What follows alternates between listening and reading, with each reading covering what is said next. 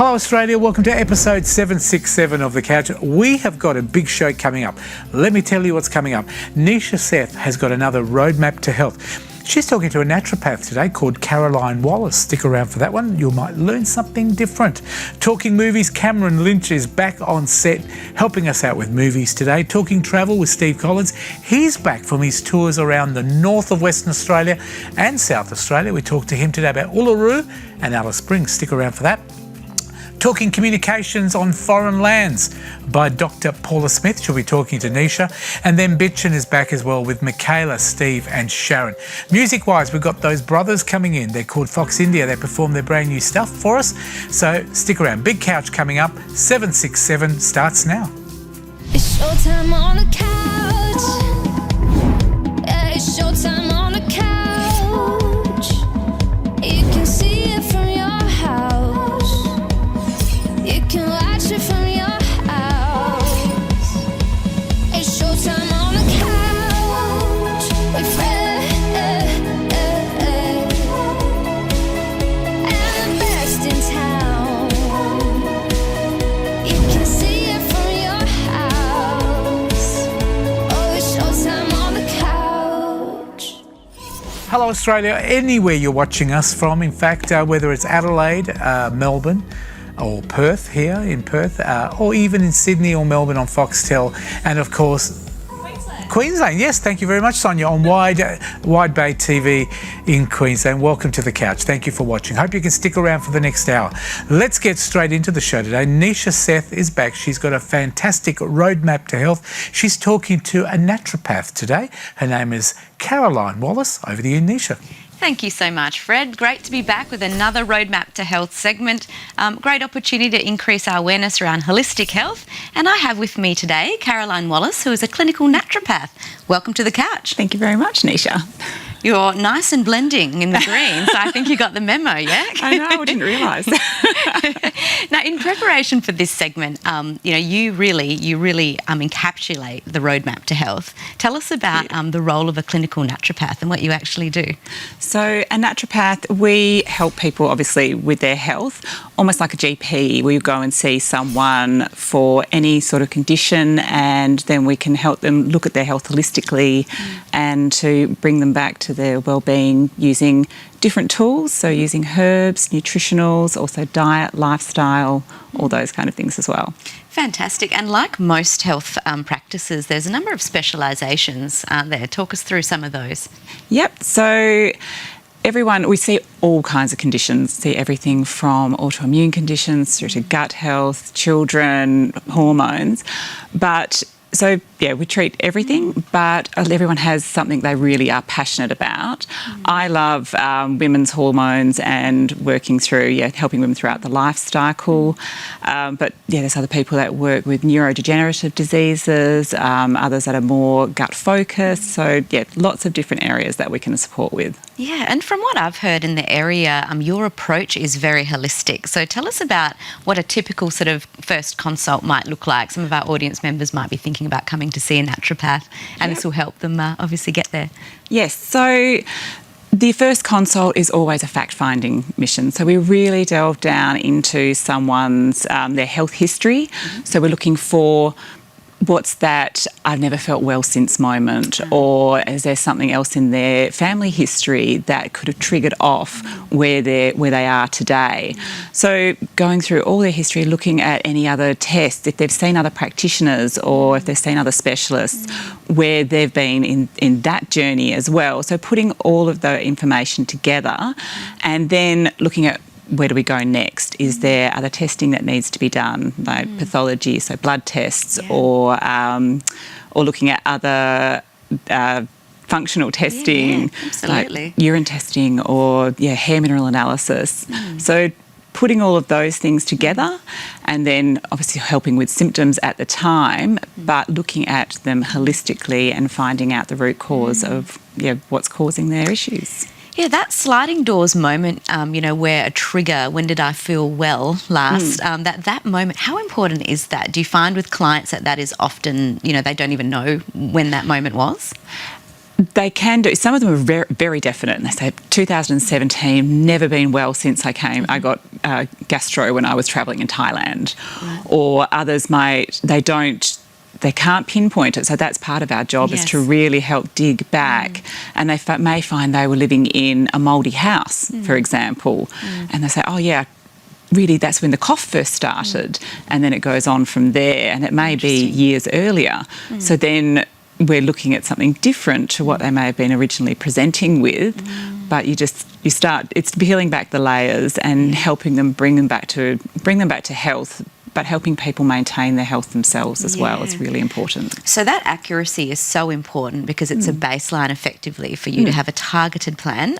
You work at Remedy, we consult out of the Remedy offices. Yes. Tell us about their holistic health kind of focuses. So at Remedy, we're very lucky. We've got integrative GPs, we also have counsellors, we've got acupuncturist, massage therapist and nutritionists and other naturopaths as well. So we all work together. And so we have a great base of knowledge within the practice as well. And you can bounce things off other people. So if I do need support, if someone comes in to see me and they have something that is beyond what my scope of practice, we've got the ability to refer on to our fabulous GPs, and having that network is so important, and working alongside Western medicine as well as the other things that we do, you get the best results. And that's the whole aim, is to get the best results for our clients and have them well long term.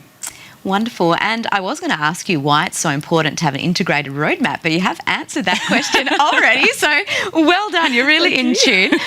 Anything extra that you'd like to let the audience know about naturopathy and why it's so beneficial? I think obviously we do look at the whole person, but we also aim to empower and to educate. One of the things I love doing is educating my clients on, first of all, why we're doing the tests, and when they come back in, helping them to understand what they're looking at. So one of the things I say is know your numbers. So know what your blood pressure is, know what your blood sugar is, know where your cholesterol is sitting. And looking at something over time gives you a far better idea of how you're managing your own health. So if something starts to go wrong, you can address it before you hit pathology. And that's one of our main things, is preventative health as well. Our health system at the moment is very focused on managing symptoms, whereas we like to get people before they even get there, so that they can stay really well and healthy. Yeah, look, completely agree with you. I think a lot of patients would really value your insight, and you can all get the sense, I think, of how calm and relaxed Caroline is on the couch. So Caroline, where do we find out more information?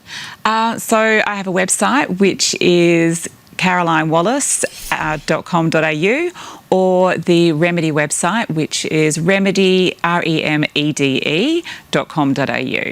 Wonderful. It's always a pleasure to have you. And this is your first visit, but we will have you again. If you missed any of that, of course, you can go to the Couch's website. But for now, it's back to you, Fred. Thank you, Nisha. Thank you to Caroline as well for coming in. I'm sure we'll have her back again as well. I've been to a naturopath, and I tell you what, I was very sceptical because you're so used to the GPs giving you advice and medication. I find that it's sometimes worth going. Even once, you might actually learn something new about yourself and your health. You might be able to manage it a different way. All right, now talking about managing something a different way, how about some music on the couch? The brothers are back, called Fox India. They've got a beautiful song, Centre Stage. Here they are performing Corridor. Lucky you've got a pretty name, 'cause now the only thing I can talk and walk and write about is you. Yeah, I've seen some red flags in my life, you caught me off guard. I'm just mad I convinced myself that you were the one.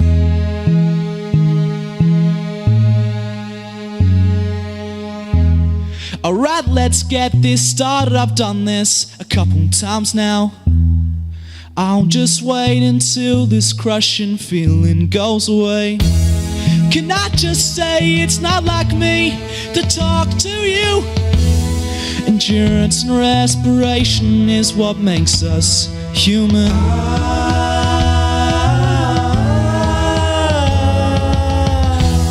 left, I cried. I did it all 1,000 times. I danced without you, all alone in my room.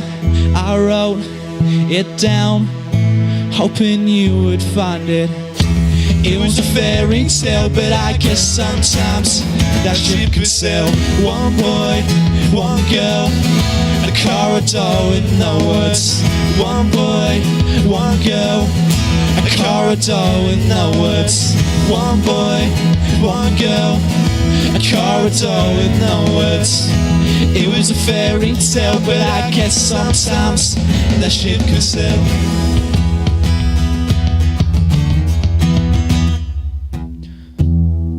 Welcome to the top, he said.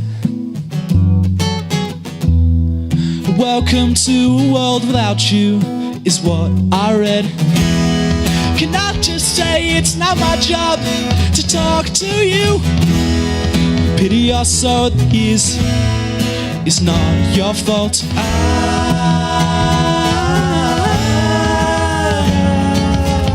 I laughed, I cried, I did it all 1,000 times. I danced without you, all alone in my room.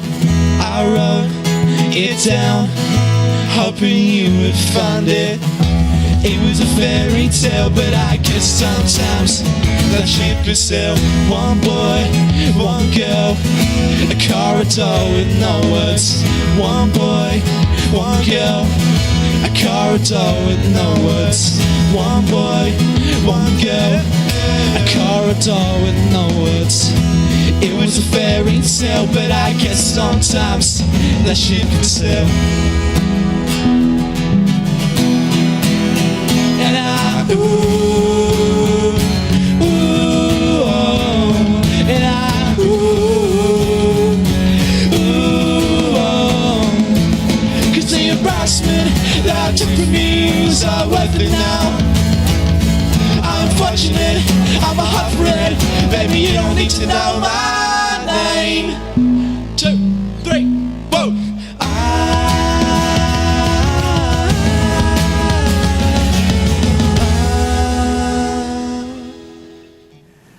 Thank you very much to the brothers Fox India, and we'll have a chat to them later on at the end of the show. Plus, they've got another song they're performing for us as well. Welcome this man back on Couch. He's been away a while, but he's back from a little bit of his touring with his wife, who's just retired. Yes. Steve Collins, Talking Travel, welcome back. Yes, I needed to get away, but I forgot that I was taking her with me. There you go. Oh, look, it's always the way. And tell me something. You've been up to the Northern Territory. Yeah, we went up through the Pilbara, the Kimberley, then the Northern Territory, and then down through South Australia and back across the Nullarbor. And what are we... Well, I guess we're going to talk about today? Uluru and Katajuta, which is known as alternative names Ayers Rock and the Olgods, but that's the official name. It's a beautiful part of Australia. They are right in the centre of Australia. Just amazing. Of course, everybody knows Uluru or Ayers Rock. It's also known. It's one of the most famous rocks in the world, but it is at an outstanding location because it just rises out of the desert. It's 384 metres high now, which is over 1,000 feet, and so it just dominates you can't everything. climb it anymore, can you? You can't climb it. You can't walk on it. You can walk around it. Yeah. I did a bit of. I didn't walk around the whole thing, but I did a fair walk around it. It's just the most magnificent place, and it changes colours. Here I've got the best time to see it is at sunrise and sunset because it just extraordinary. This is a bit of a time lapse. This is all your vision, isn't it, Steve? Yeah, this is all my Real vision, folks. Yeah, but it's fabulous because the Uluru Katajuta National Park, which is there, is bigger than Switzerland. It's huge. Massive. It's mighty. This is 15 minutes from Ulara. Ulara is set up so that that's where all the hotels are and the campsites and all that. It's well away from Uluru, but it's just the most exciting place. You can see it. We drove there. Most people go in by plane, but we drove there because... How many hours from Ayers Rock to Uluru? Is it about 4? You're from Alice Springs From to Alice Uluru, Springs, yeah. It's a bit over 4 hours. It's 440 k's, but up there, of course, you can drive at 130 k's an hour. Yeah, correct. So Open it's road. a bit hard to say how long, and it also depends on how many caravans and road trains you encounter. When I went there, one of the most beautiful things to do, and I didn't know until I got there, is when you get to Ayers Rock, you go there about sunset, and it's the most beautiful. There's cars everywhere. Caravans and they've all. got two. They've got two places where you go. There's the one where the Sunrise car park and the Sunset car park, and the reason for that is they're on different sides of Uluru. Beautiful photos. But it is just extraordinary to get there and to see the colour.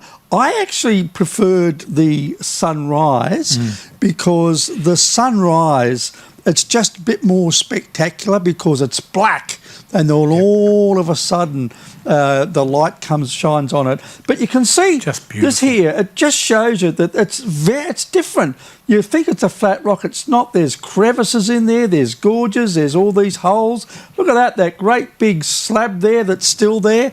It's just an amazing place, and it is much bigger when you get up close to it. So when you say stand at one of the places, where you can see where you're looking at the sunrise, because you're right there, you can walk right around it. There's Aboriginal cave paintings there and everything.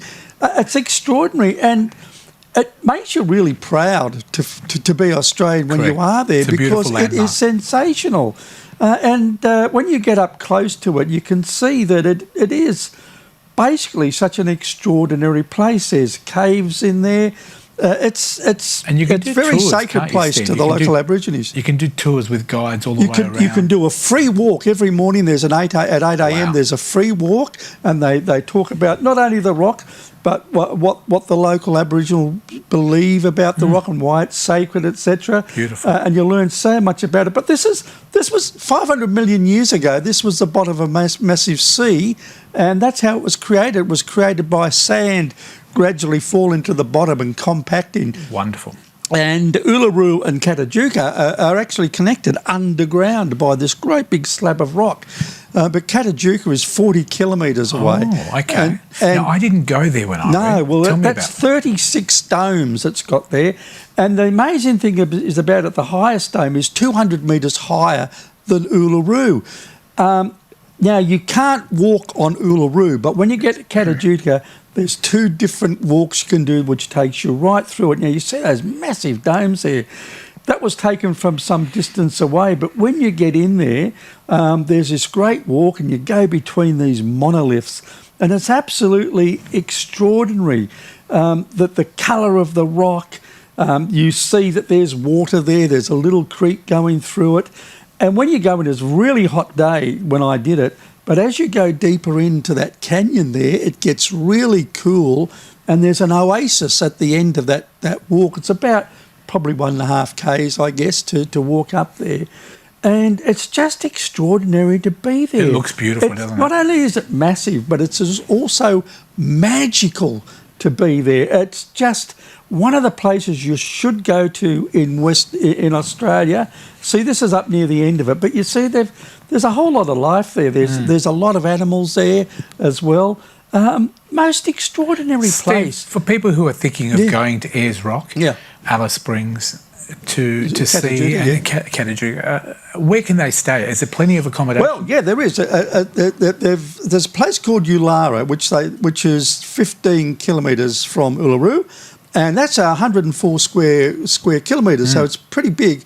There are a number of different. Like you can camp there. We stayed in a 5-star resort, which was very beautiful, good. Isn't it? But there's 2 and 3 standard. There's also a big glamping accommodation as well. But they've got a shopping centre there and shops. Something for all budgets. A bar. They've got everything is there. Yep. And it's a really good community as well.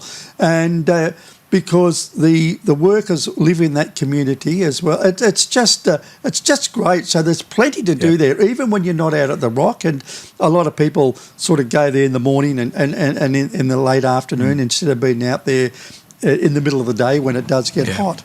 And so there's plenty to do down at Ulara as well. Wonderful. Steve, the only thing I could say is it's one of the most beautiful places I've ever been to. And It for is. those people It's who are stunning. thinking of going, Yeah. give yourself 5 to 7 days. Don't do what I did. I rushed 3 days to try and do the whole Well, lot. 3 days is about normal because you can get a 3-day pass. It costs $25 for the 3-day pass.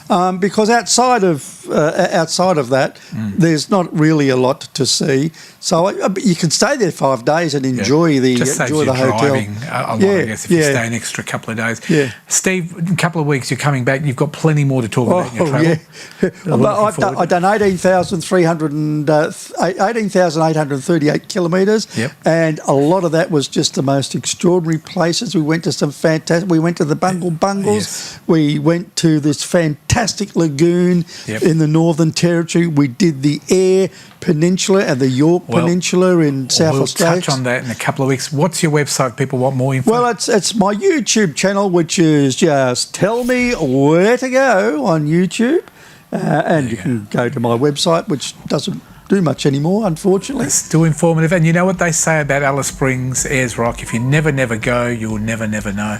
Please go up there. The Northern Territory is beautiful, and so is Alice Springs. And we're going to talk more about that in a couple of weeks' time. More of Steve's travel stories. Stick around. More of The Couch coming up right after this. Thank you, Steve. Thank you, Fred. And you're on pitch as well.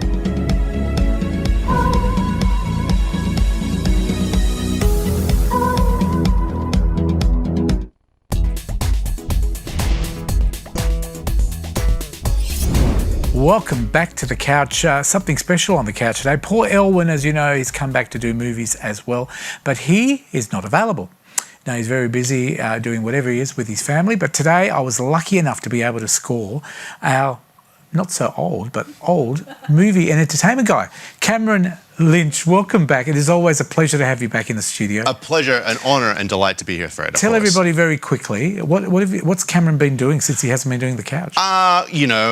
Show tunes, a brief stint on the West End, all that kind of... I'm kidding, no. I've just been running my beautiful WA Performance School with my lovely partner, and things are peachy and fabulous, and I would be remiss if I didn't say congratulations for keeping the lights on here in my absence. You know, you've gone through a pandemic, inflationary pressures, you've had really good luck, but the fact that I'm back in this seat means your luck has in fact run out. So I apologise for that in advance. Well, welcome back. Nice to have you back. Well, we're talking movies. We've got some great movies. Let's have a look at the first one for you, Dad. What have we got? Absolutely. So the first cab off the ranks is A Strange Way of Life. And this is a strange film in the fact that it's actually a short film, but it's getting a proper cinematic release. It stars Ethan Hawke and Pedro Pascal, who is a actor du jour at the moment, coming off the back of the Last of Us series and many other big movies. Pedro Almodovar, sorry, I butchered that. This is one of his films, and apparently this is sort of part of the course of what he's doing. He is a Spanish director. This is his second English-speaking film. So it is interesting. It's basically what he considered... He actually was interviewed on Dua Lipa's podcast and described the film as a queer Western. Now, I hate to say it, I'm like, well, why can't it just be a Western? It's a Western with obviously What's a queer Western? Well, it's a male and male love story, so he's sort of calling it, it's a queer Western. But I'm just like, well, isn't it just a Western with a love story with two guys? Like, why do we have to... Anyway, but true, it does look interesting. And like I'm saying, the character deconstruction in it is really good. And I'm like, I wish it was a feature. Why is this only half an hour sort of thing? It is getting good reviews from the preliminary scenes. It was aired at Cannes and won an award there as well.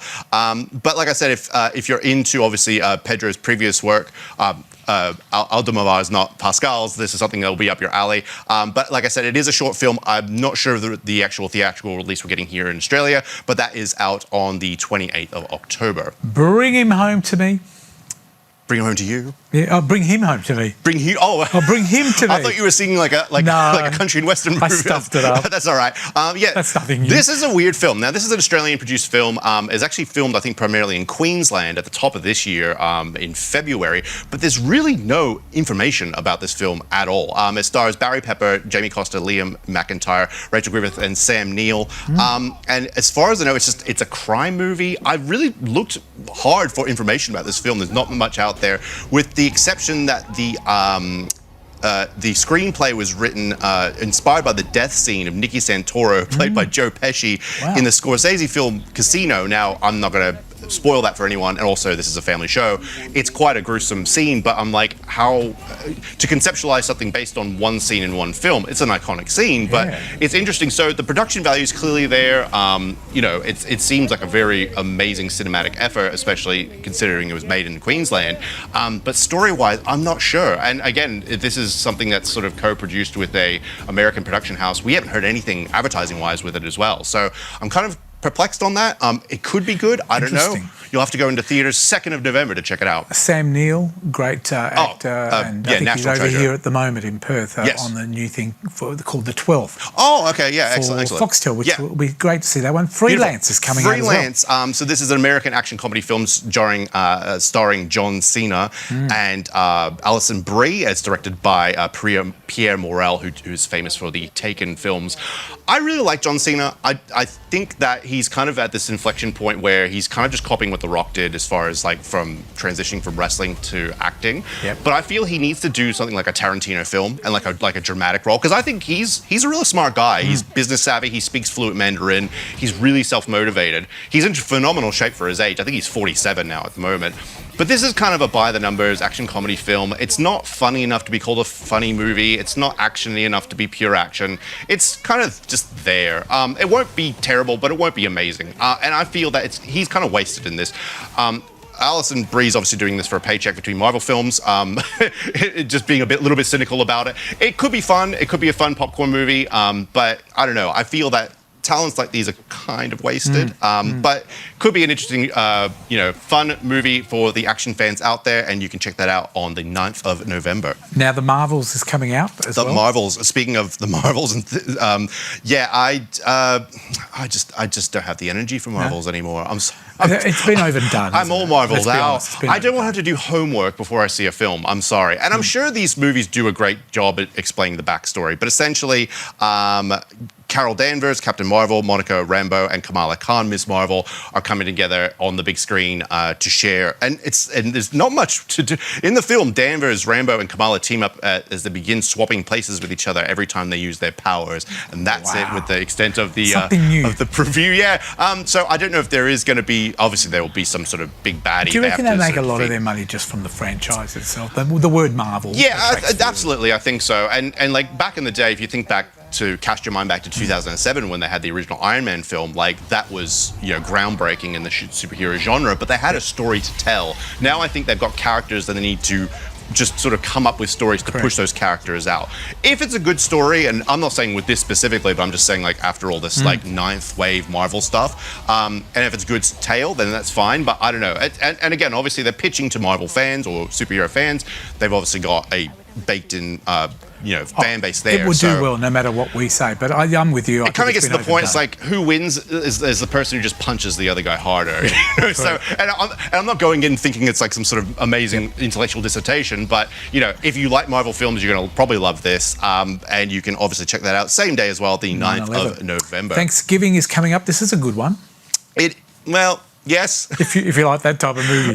Directed and written, conceptualized by Eli Roth, so Slashmaster. Horror film, of course, so little kiddies, cover your eyes now. But basically, it's based on the American tradition of Thanksgiving. After the Black Friday riots end in tragedy, a mysterious serial killer known as John Carver comes to Plymouth, Massachusetts, with the intention of creating Thanksgiving carving board made out of the town's inhabitants.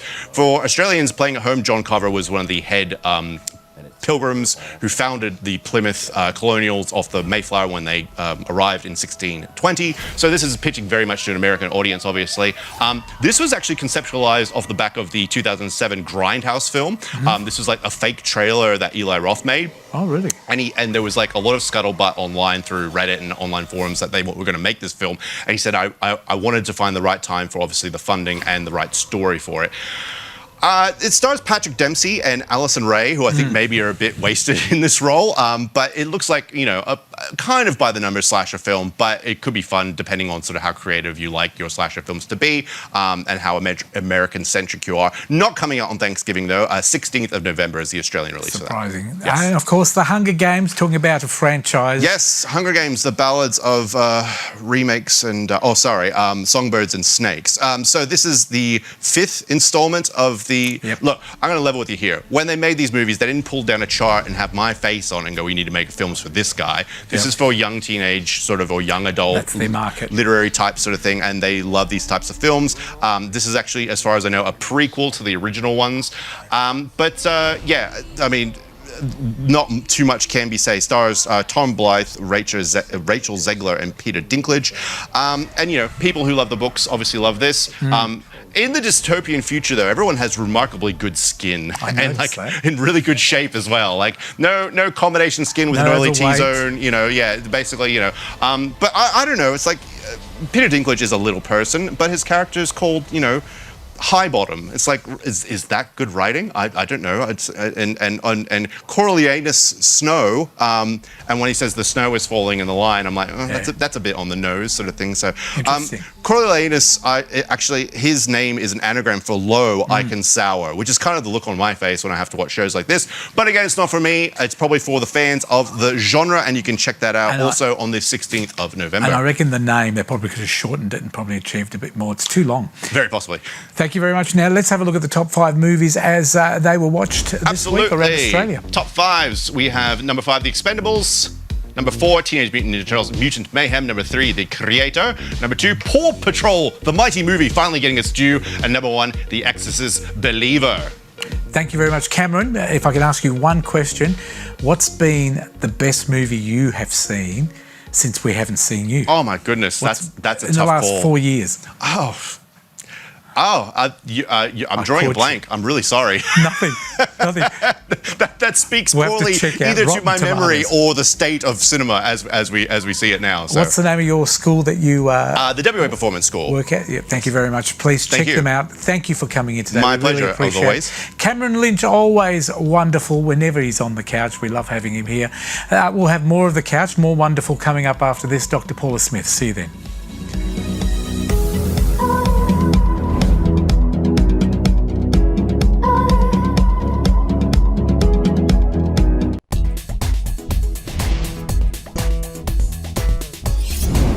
Welcome back to this very special segment here on The Couch. Thank you for watching all around Australia. This is going to be a bit of fun for you. If you love cars, stay tuned for the next 10 minutes.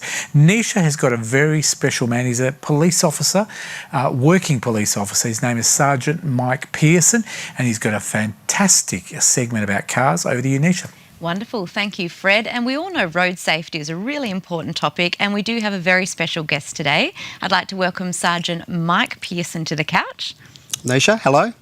Now, Mike's a very passionate gentleman. He's been with the police for over 40 years now, which is exceptional. Congratulations, you play such an important role in society, and it does come with a lot of challenges as well, doesn't it, being a police officer? Look, it certainly does. I started as a police cadet back in January 1982. Wow. Went through the academy in 1984 and have been in uniform my entire career. I've specialised more so on the traffic side of things, which, it subjects you, or it causes you to see stuff that you don't really want to be going to, sort of thing, but it's a part of our job. A lot of the crashes that I've attended over the years, it's sort of like a little bit of a fire inside of me regarding the road safety side of things. Yeah. So, yeah. So the passion then around Beat the Heat. Tell us about Beat the Heat. And then we're also going to talk about an upcoming charity event, Race for a Cause, as well, which is really important. So first, Beat the Heat. What is it? Okay, so WA Police used to have a drag racing program called the Tango One Police Drag Racing. That ran with the donation of a statesman from Holden back in 1993, I think it was. and it ran until 2005. Now, I took over that program in 2003, got them a new car because the old one was a bit beat up. And sorry to interrupt you there for a moment, but I do believe you did bring that car in today, and we had a bit of fun in front of the studio. No, the one that I started with is currently in the Bunbury Geograph Motor Museum. Oh, okay. That's Tango 1. I've got Tango 2 with me today. Yeah, and there it is, the new one. Yeah, so Tango 1, when WA Police closed their program down, I got approached by all of our previous sponsors to say, we still want to play. We see the value in this. We see the value in you guys keep going. So I did a bit of research, spoke with some colleagues interstate, and found out about Beat the Heat being an international program, primarily North American, where there's over 200 Beat the Heat chapters. The Northern Territory back in 2005, early 2005, were the first people to take on the Beat the Heat Beat the Heat program.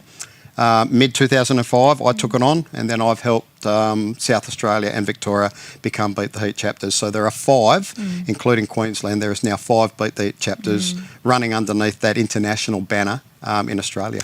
So you mentioned that road safety is at the forefront of Beat the Heat. How do you integrate that into Beat the Heat? I mean, we're probably one of the most motorised countries in the world. You know, we've got big distances to travel, and there is definitely a love affair in Australia with cars. I've seen it time and time again through my role as a police officer, where sometimes the red mist might drift across them and they might go a little bit too quick, and I'm sitting at the other end pointing something at them, and I'm going to take some money off them. I said, when I moved to the road safety section, it was all about the educational side of things, and seeing what I see or what I have seen through my career, I'm figuring there's got to be an environment we can do this safely, and places like the Perth Motorplex are that environment. It's all about having some fun with your car, but doing it in a safe, controlled environment. And I always say to the kids, what's worse? Having me sitting next to you here or me sitting behind you out there? Yes, that's a very good point, isn't it, as a police officer? Here, all you're going to lose is bragging rights. Out there, at the very least, you're going to lose some money or your car. At the very worst, your life or somebody else's. Yeah, and as you said, we do love cars here in Australia, and many of us have seen cars dragging, haven't we? And I think that passion doesn't go away just through slapping someone on the wrist. And is that a little bit about actually providing the forum for this to be done safely? Oh, very much so. I mean, like the one thing that I have said to people when they say, there was a drag race up my road last night, there wasn't. There was an illegal street race up your road, because a drag race is in a controlled environment. Okay, so good and that's the thing, and it is, because it is a very emotive term, a drag race. Yes, I mean, like they're dragging up now. No, they're speeding up and down your road, sort of thing. What we're doing is we're combining the sport of drag racing with the passion of doing it in a safe, controlled environment, and we use that as a medium where. Some of our kids get the chance to talk to an off-duty police officer like myself about their cars, about that. Yep. And generally, other things will drift into the conversation as well. Yeah. So that's excellent. So tell us a bit about the event coming up, because I know that's a big passionate point for you as well. Yep. Okay, so just recently, Australia had a visit by the Street Outlaw TV program people, and they've done 4 events.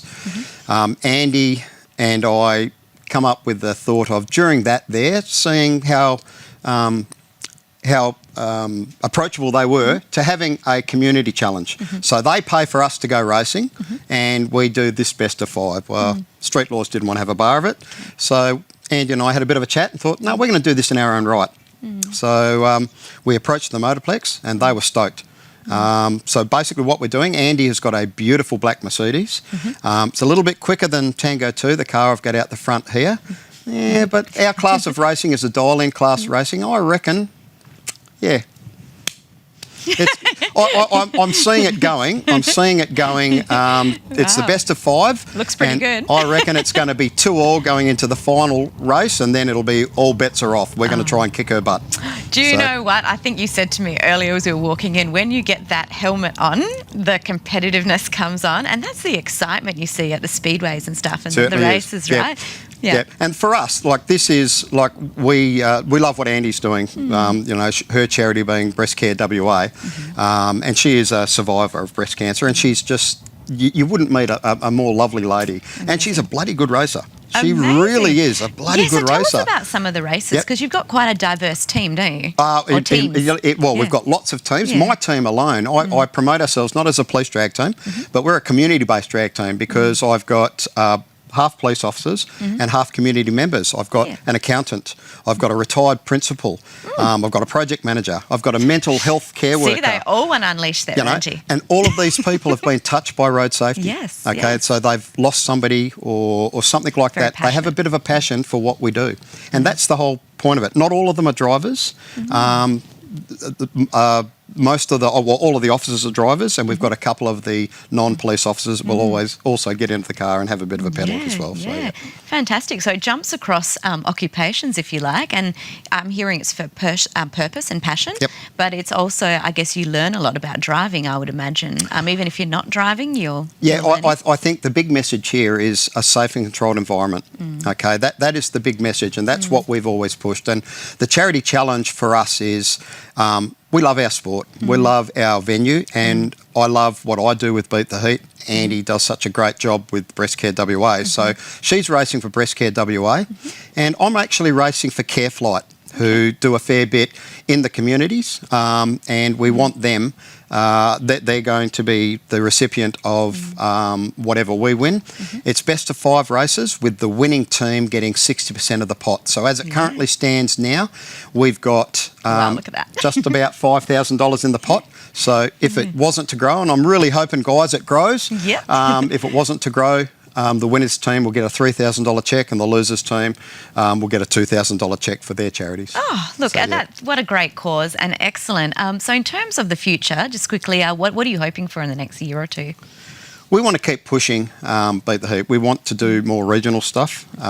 We do a fair bit. The long weekend, I had 3 events on the one day. I was in Dongra with Tango 4, Tango 3 was in Albany for an event, and Tango 2 was on display at the Motorplex. So we're getting out. We want to educate as many people as we can. We want to get them interested in what we do and why we do it, and more importantly, where we do it. That's wonderful. So we're looking forward to being trackside, and so it's October the 28th at the Perth Motorplex. Yep, it's the grand opening to the WA drag racing season. Best of 5 races, our white Pontiac GTO versus Andy's Black Merc.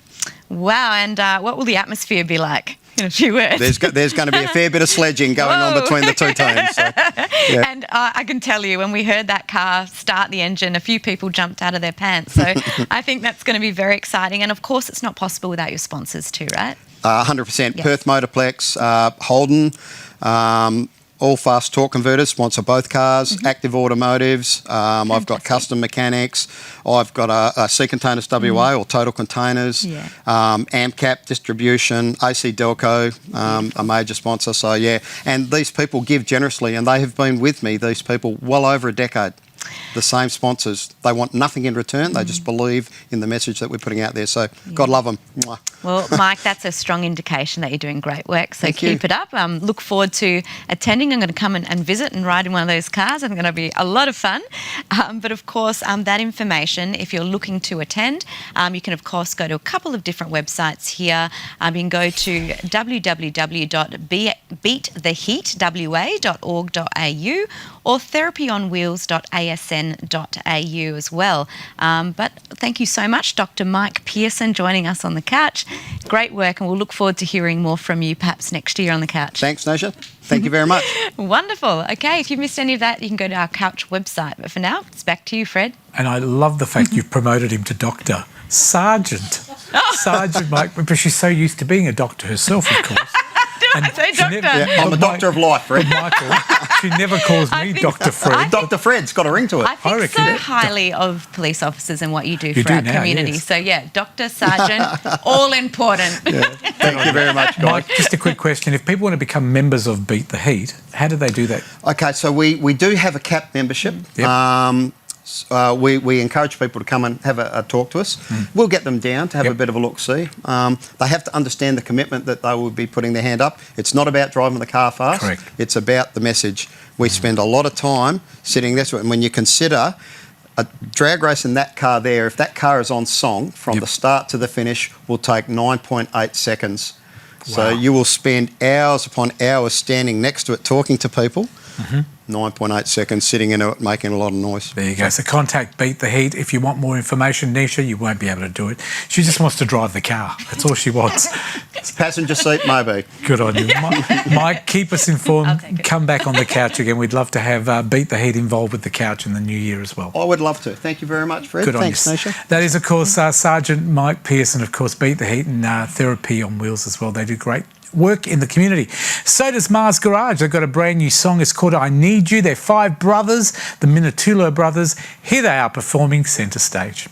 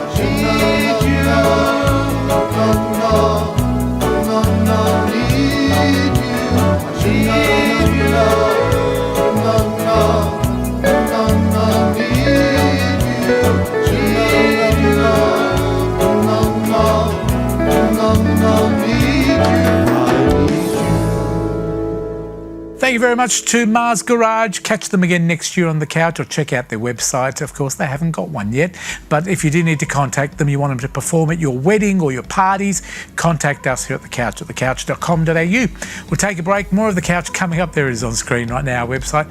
More coming up after this. Connect with The Couch online through Facebook, Instagram and YouTube.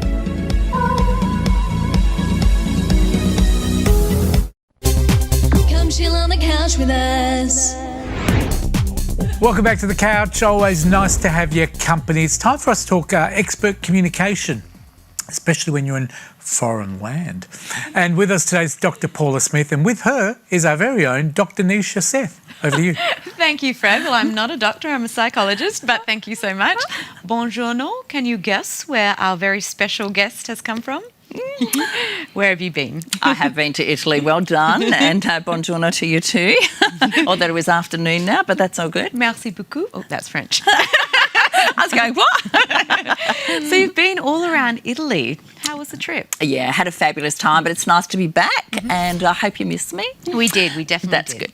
Yeah, because I'm so used to seeing you every 2 to 3 weeks. Yeah, no, glad to be back. And I had some great observations while I was away, especially when it comes to communication, because obviously, you know, even though it's holiday, I was sort of, you know, you do have a bit of an interest in your area or your industry of work. So looking at the way people communicated, especially the tourists with the locals, was very interesting. Yeah, so as a communications expert, I bet you were looking, obviously observing, but also the verbal. So talk to us about some of the insights you got from your time. Yeah, well, I'll start with a very famous quote by George Bernard Shaw that says, the biggest problem with communication is the illusion that it's taken place. So, and we sometimes struggle with communication in our own land, in our own cultures as well. So you imagine when we're overseas and not everybody is speaking our language, how difficult it can be sometimes to get what we want and to communicate with others. So I wanted to talk a few things today, but I wanted to start off with number one is don't expect everybody to speak English when you go overseas. Okay. I can't believe people do that, but I bet they do at the same time. Yeah, and you'd be sitting there at a restaurant and somebody would come in and speak English, and they would say good morning or hello in English, and they're in Italy. So I guess it's just learning just very simple words, at least learn hello and maybe thank you. 2 simple words, and the locals will just love you that little bit more. It's just about respecting the culture that you're going to, and especially in the tourist areas, lots of people do speak English, but once you get out into the countryside a bit, there's a lot of people don't speak English, so make an effort. You're in a different country, make an effort just to learn some of the basic language. Is it true that it's best to immerse yourself to learn a language as well? So it's a good opportunity? Look, it is a good opportunity as well. And obviously you're not going to be fluent in the language. Even if you're learning that language at school, it's very different when you actually are in that country. But you'll certainly learn the language much quicker. And but it doesn't matter where you go. If you make the effort, they appreciate it more as well. When you just go in there and speak your own language, obviously they're very polite and respectful. You're their client. And but, yeah, make an effort. Number 2, and also respect their culture and their traditions. I couldn't believe how many tourists I got were trying to order English dishes in Italian restaurants, or there was people jumping on religious monuments to take selfies, and just that disrespect, and hearing people complaining that their coffee isn't how they have it at home. So immerse yourself in that culture rather than trying to sort of emulate what you get at home. That's really important, because holidays go quick too, don't they? Yes. So before you know it, wonderful. And I bet, being an expert communicator yourself, that you did all of these things. Oh, absolutely. And just the basic language, doesn't matter where we go. But the other thing that I love to do is definitely do my homework before I go, because we don't just use verbal, we use non-verbal as well. And a smile is like a universal language. But some other things that we do here in Australia are not very welcomed overseas. So, for instance, if somebody says, how's that? And we go, yes, that's excellent. A thumbs up in some countries does not mean all good. And eye contact, for instance. You know, we're taught to look at people deeply in the eye, and that's a bit respectful. But in some countries, of course, when you look deeply into somebody's eyes, it could mean a little bit of disrespect. So in Japan, for instance, the kids are taught to look at the neck area instead of in the eye area. So there's lots of things that we can learn about other cultures and just make that little bit of effort before you go, and it just shows a bit of respect. Such an important insight. I mean, really, when you think that one moment can change your whole experience with that person or even the visit to the whole location, right? Yeah, absolutely. Yeah. What about, and this is a bit of a cheeky question, but in Italy as well, because I've been, and one of the things my older brother said to me was be very careful to have a big smile and look deeply into someone's eyes. And I said, why? He said, well, that's very encouraging, was his very professional way of saying that.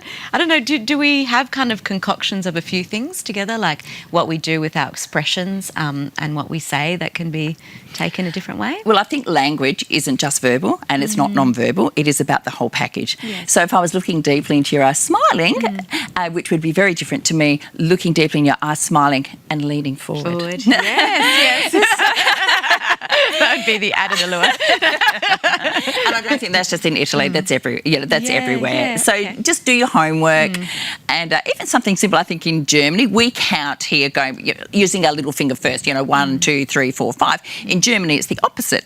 So if you're in Germany and somebody asks you how many drinks would you like or how many beers would you like, and you say, oh, just one, they will bring you 2. Because that is their second finger. So even if the thumb is hidden, it's just interesting. So just little things like that. Then all of a sudden you've got 2 drinks, which maybe not a problem for some.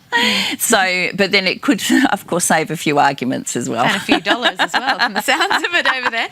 So returning to Australia, tell us a little bit about what you've brought back with you, because I'm sure you had some really fun experiences while you were over there. Yes, I did always have fun, and I took my husband, as well. So, and it was our wedding anniversary over there as well. So we spent our wedding anniversary on the Amalfi Coast. But I think when you go away, it's a time to pause your own life. It's a time for reflection. It's a time just to pause and really think about what's important.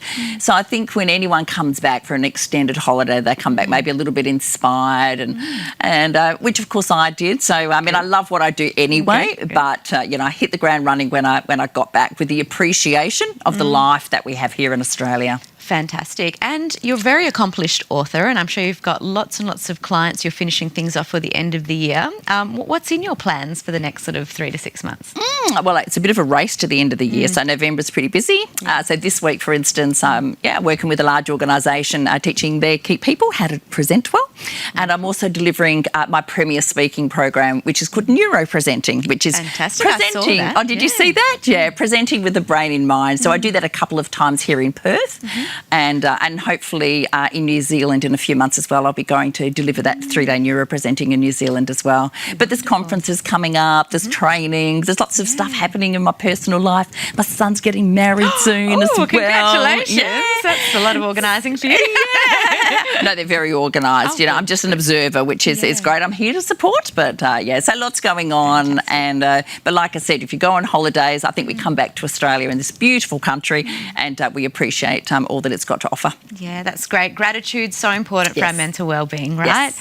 It's always such a pleasure, Paula, to have you on the couch. That course sounds amazing. Where can people find out about that and everything else that you do? I just go straight to my website. All of my courses and all the information is there, and of course my phone number, and of course all my email addresses, so you can just pick up the phone and speak to me direct, and that is on paulasmith.com.au.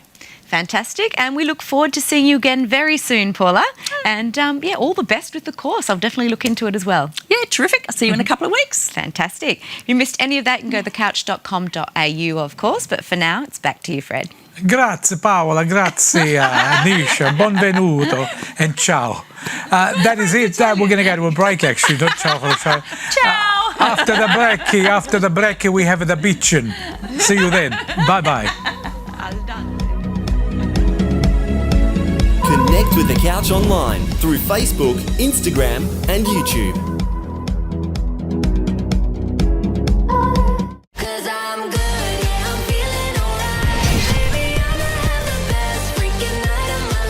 Time for bitchin'. Welcome to the show. Let me introduce our bitches for today. We've got Michaela Carr from 96 FM Perth, Steve Collins from tellmewheretogo.com, and of course, Sharon Atwood, of course, from Brand Etiquette. Welcome back. And soon, hopefully, for the City of Swan as well. Michaela, thank you to everyone for coming in today. Michaela, can I just say congratulations to you very quickly. We've got a lovely photo that someone snuck in. Can we just see it on screen? And we just want to wish you all the best for your future and you and your partner, of course. Thank you. When did this happen? You didn't tell us anything? A week ago. It was a big secret. It's a very hard one to keep. Where? Someone now asked it's me out. if it was in Bali, and I said It no. was in Bali. It was in Bali. It Our wasn't director's just a correct. rumour. Absolutely, it was. It was beautiful. Well, Did well you know done. the guy that was standing next to you at all? Have you met him Yeah, before? I asked him to marry me and he agreed. Oh, okay. That's the way to do it. You've got to be Well, they proactive. say when in Absolutely Bali, assertive is what I call whatever happens in Bali stays in Bali. Well, congratulations Thank and well done. Thank you. And congratulations to both of you. Now, what are you talking about today? You're talking about these horrible, the keyboard warriors. Well, actually, Gutless it's wonders. about Bali. So there is a Facebook group that is information for people who are going to Bali, to travelling to Bali. So you can post a question to the chat, and I think there's about 23,000 members, so it's quite big. But when people put a question down there, they are held down by many members of this group saying, well, that's already been asked and all you have to do is, put in a word into the thread and lots of different answers will come up. If I'm on a Facebook chat group, I want a quick fire answer. Correct. And I want an answer that's Otherwise, up to you date. wouldn't go there. Exactly. Yeah. So one of the first things I did when I came back from Bali was leave that group because it's toxic. And some of the way the people were shouting down people who asked the most simple of answers and serious questions like visas and illnesses and the like. Why not just, rather than take the time to whinge and complain about people not doing their research or Googling or whatever, people have come to what they think is a friendly site, they get shouted down, they don't get the information, use the information, not the angst. Well, what's the telling sign here? What's happening? Because you're a bit of a communication expert, of course, in your role. What do you reckon's happening in society? Because the people behind those websites would be probably 20 to 30-year-olds. Why or less. Yeah. What's happening with young generations? Because they think they've got opinions that are worth having. And the other thing is, I think that people over the years have become less pleasant, more angry and more combative. I mean, I can remember when Australians were basically pretty laid-back people. You know, Easygoing, we'd be nice. polite. There's no tolerance at all. I think they're in general a lot older than that. Yeah. I think that the people who are behaving Oh, that you reckon way, they're older and they're still nasty and rude? I think they are. I mean, Facebook now is the realm of more around the 50s. Is it? The younger ones have left for other platforms. Right. They're on, Snapchat and they're on, on other platforms. TikTok and all that And type of TikTok. thing, yeah. And I think they've kind of maybe left Facebook to some of the angry older ones. I tend to agree with you too, Steve, in the sense that, I think people are rude. I think people are getting nasty. They don't have any tolerance. And I think the patience is not there. But also, I agree with Steve that these people know everything. They don't expect anybody to be asking for help. And why would you be on there if you didn't? And that goes with all these chat devices. Every company's throwing us chat online. It's quicker if you chat. But try getting through to someone. And when you do, it's a robot. pulling your hair out. Yeah.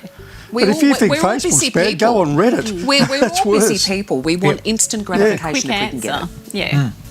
So what did you do? How did you overcome it apart from leaving? I left the group. Did you get the help you But I needed? was very dismayed. But I did think seriously about doing a post myself and actually outing some of these people I and think it's a saying, great please idea. be pleasant to people. It is so much easier to be kind. Did you actually get an answer to your query? Yeah, I was not derailed by some people Right. by into the questions that I asked. But being a journo, I probably did my research before I did anyway. But in most cases, people asking for simple answers just got howled down, which I thought was really sad. Yeah. The world we live in, everything online, and that's the horrible thing. I think people are losing out on the personal touch, the human touch. And I guess it's because they don't see a lot of humans anymore. Everything, people work from home answering calls. People do everything on computer. We're talking to computers. Companies are avoiding us. You go shopping, you go to your own self-checkout. Yeah, How correct. ridiculous is that? We're losing the human touch. That could be a whole discussion for another show, I think. Yeah, But I hope you got your answer to your question. And if not, make it up, I reckon.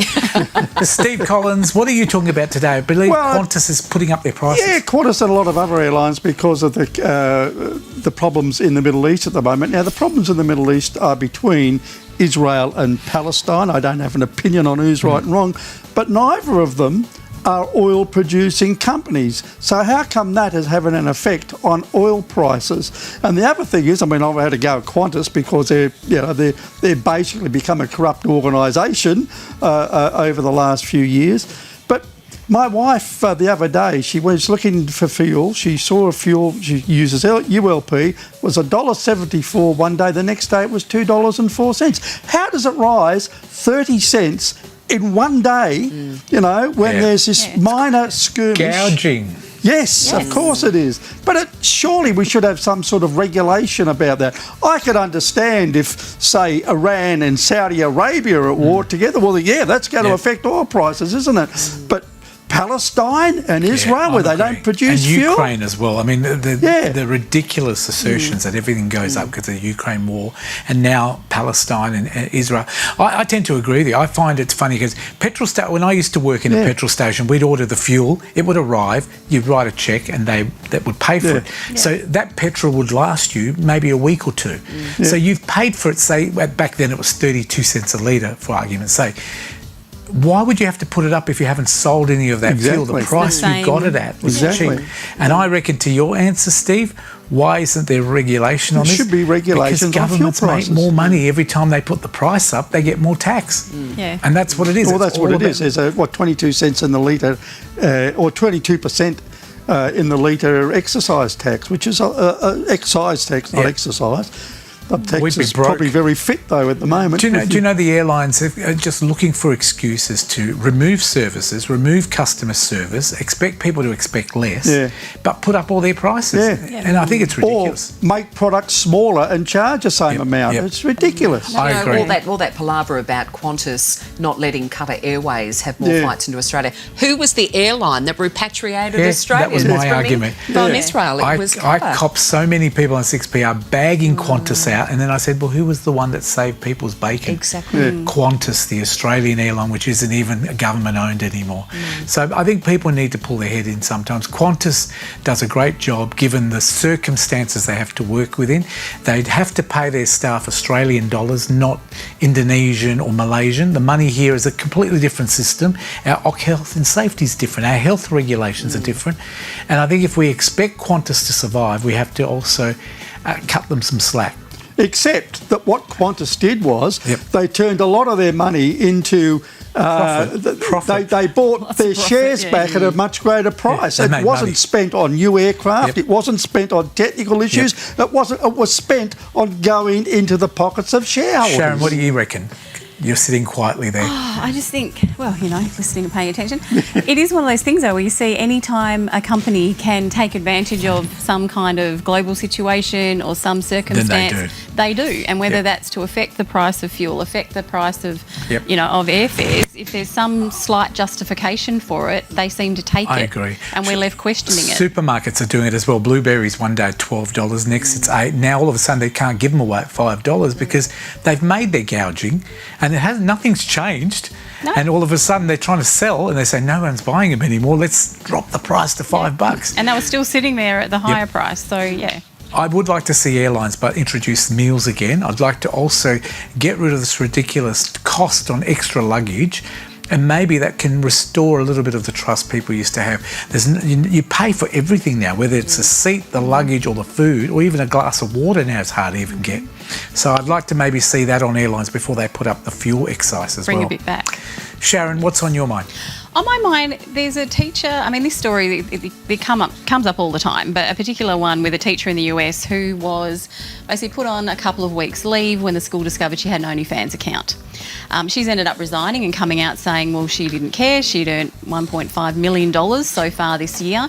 But I think it brings up again where, and I'm on the record of saying, like with footballers, we expect them to uphold a certain standard. They're paid to be admired or perhaps known outside of the realm of football. But with our nurses, teachers, we're not paying them 24/7. Should we uphold that sort of requirement that they can't do something like OnlyFans outside of work? It doesn't affect their work.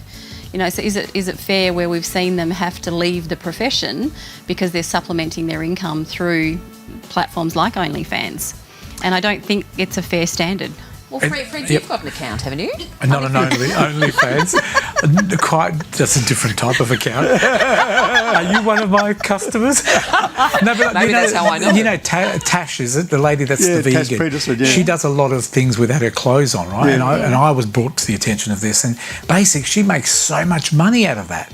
And it's called an OnlyFans. So obviously, Well, she you have needs to all have- that money to buy the pig's blood so that she can splatter all over I don't know herself what when it is, she but goes and parties. OnlyFans usually relate to people on the internet, obviously. But is it a way of making money on the side from people who really like you? But I thought that's what Instagram was all about. Social, you know, like That's Facebook. what It is, but OnlyFans it's- really started as a way to monetize people who were on Instagram. So it wasn't just. It's sucking I mean, it's you in, really at though. the moment everyone's assumption is it's about pornography, and that's where the big dollars seem to be. But it really started as a way that you could get your followers and subscribers to pay for premium content. But could you see a teacher, like you're talking about a teacher going on OnlyFans? Now, what was she doing on there? Pornography. Yeah, and I can So understand she's why on the record as saying, yeah, that's what she was doing. Yeah, but so. I can understand why the image wouldn't be what the government or the school would want. Yeah. I mean, if you're a teacher, you have to be above all of that. But I can understand if they're not paying her enough. But pornography for women these days, I just don't understand. There should be no need for anyone to have to do that sort of thing where you can sell your body. I mean, clearly, if they paid me by the kilo, I'd be a billionaire. Would any of you ever do OnlyFans? I don't think they're paying anybody by the kilo, to be honest with you, because a lot of them probably don't have too many No, kilos well, on that's them. That's why they're successful. Oh, there's a platform for everybody. Would out you there. ever do Okay. OnlyFans? I don't know the kind of content. Pornography? No. No. Yeah, I don't think there's a market for what I'd have to offer, but you know. Steve? I think it was me. Mine have become reverse. People would be paying me Paying to put you to my stay clothes away. back on. And what about you, Michaela? You've been I around don't think this it would be industry a long time. OnlyFans, it would be only spam. Can I say thank you very much to Michaela Carr, Perth 96 FM. Listen to them. She's there all during the week, different time spots. Sometimes you read the news as well. Thank you for coming in today, Michaela Carr, newlywed. Steve Collins, of course, tellmewhereto.com. Fantastic travel Long writer. time wed. Yes, long time married and wants to stay that way. And of course, Sharon Atwood, thank you from Brand Etiquette. Thank you very much. She can make everything look good on the internet or sell your products as well. If you need help, get in touch with her. Thank you very much. That is it for the couch today. I hear the music in the background. Now, before we go, we're going to have a chat to the two brothers, of course, as we know them as Fox India. Let me ask a couple of questions. Tell me about your new album and your new single, in fact, that's coming out, please, Indy. So, Fred, we got one on the way. It's going to be called Little B. It's going to be releasing November 17th. It's about young love and all the challenges involved. I wrote it probably about 2 years ago now, so it's been on the shelf. We recorded it at home. It took us about 1 or 2 months to get the hang of it, but yeah, it's coming out. Good on you. Young Love, we know nothing about that on the Bitchin' team, not Young Love anyway. But tell me about how we can get more information, because I can see all those young lovers out there wanting to get a hold of you. How do we do it? This song will be releasing on Spotify and other streaming platforms, and you can find us at Fox India Music on Instagram, Facebook and TikTok. Wonderful, wonderful team you are. Fox India, thank you for being here today. Look forward to hearing you perform at the end of the show. Thanks for being here. Thanks so much, Fred. It's always a pleasure to be down here. This is our final song for the show. Hope you guys enjoy it. Thank you very much. And it is the final show. Thank you. Not final show, final song for the show. We'll be here for another 3 weeks. In fact, thank you to all the crew. Thank you to all the guests. Thank you to you at home. And thank you for the Education Department giving us a couple of more months here in our wonderful studio. We'll leave today with a great song by Fox India. It is You and Me song. Here it is. See you next week. Bye-bye. Always will we fight. I kiss you once or twice till everything's forgotten. I know you hate that. Ba ba la la ba ba ba ba ba ba la la ba ba ba ba. Always will we fight. I kiss you once or twice till everything's forgotten. I know you hate that. I love you Sunday, sun. Week's not yet begun till everything is quiet. And it's always you and me, always and forever.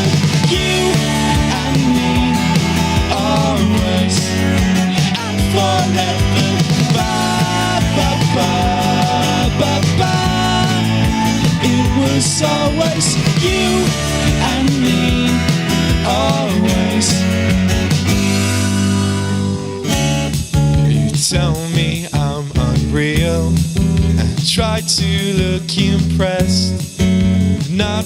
very convincing, but you know I love it. And I know we watch TV till we fall asleep. Not very exciting, but it's you and me, and we'll always be together. You and me, always and forever. Ba ba ba ba ba. It was always you and me, always and forever.